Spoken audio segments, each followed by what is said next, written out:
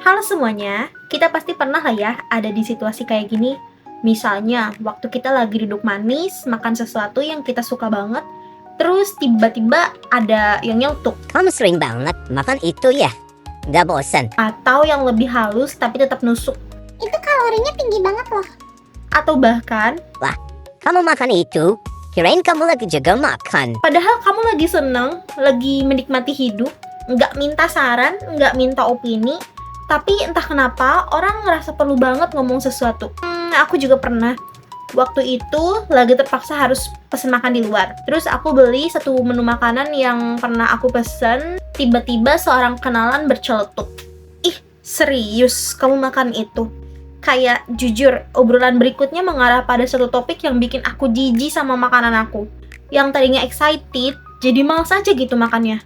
Oke, mungkin aku salah pesen ya. Padahal tuh gak ada yang salah juga, itu pilihan aku. Bisakah nahan komentar karena ya kita tahu makanannya juga udah nyampe. Atau waktu aku pakai baju yang menurutku nyaman banget. Warna dan modelnya juga sesuai sama selera aku. Terus ada aja yang bilang, Coba deh pakai yang lebih girly biar kelihatannya lebih cewek. dan itu bikin aku mikir, kenapa sih orang ngerasa mereka selalu punya suara buat ngomentarin hidup orang lain? Aku ngerti sih niat mereka kadang baik, ada yang bilang gitu karena care, ada juga yang mungkin ngerasa itu bentuk kejujuran, atau ya emang udah kebiasaan ngomong belak-belakan tanpa filter. Tapi masalahnya, niat baik itu juga harus tahu tempat, harus tahu timing, karena komentar yang kamu anggap enteng bisa jadi beban buat orang lain.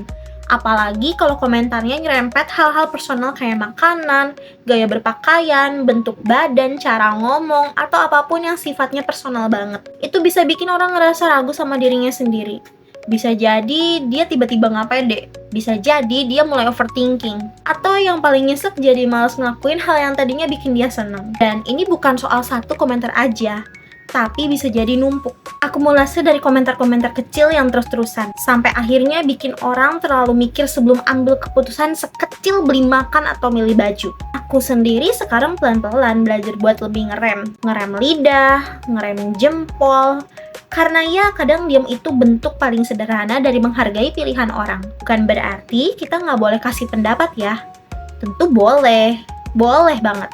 Tapi lihat konteks. Tanya diri sendiri dulu, dia minta pendapatku nggak? Komentarku ini bakal bikin dia ngerasa lebih baik atau lebih buruk? Jujur aja ya, nggak semua hal di dunia ini perlu dikomentarin. Kalau kamu ngeliat temen pakai baju yang bukan seleramu, ya udah dia yang pakai gitu loh.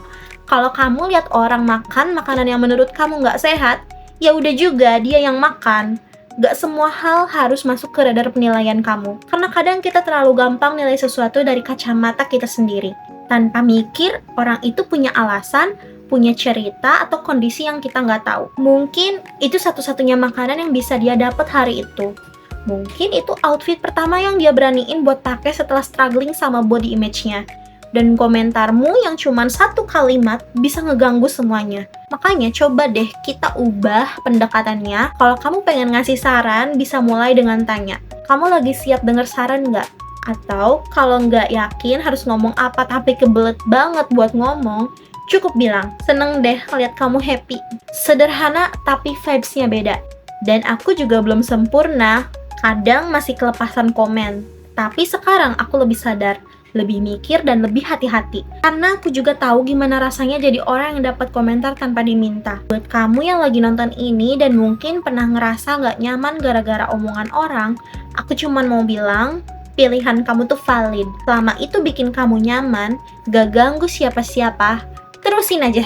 Kamu gak perlu minta izin buat jadi diri sendiri. Karena pada akhirnya, yang ngejalanin hidup ini kan kita sendiri. Bukan orang yang suka ngomentarin dari luar pagar. Kalau kamu pernah ngalamin hal kayak gini, yuk cerita di kolom komentar gimana cara kamu biasanya nanggepin komentar yang gak kamu minta. Siapa tahu pengalaman kamu bisa bantu orang lain juga ngerasa lebih didengerin.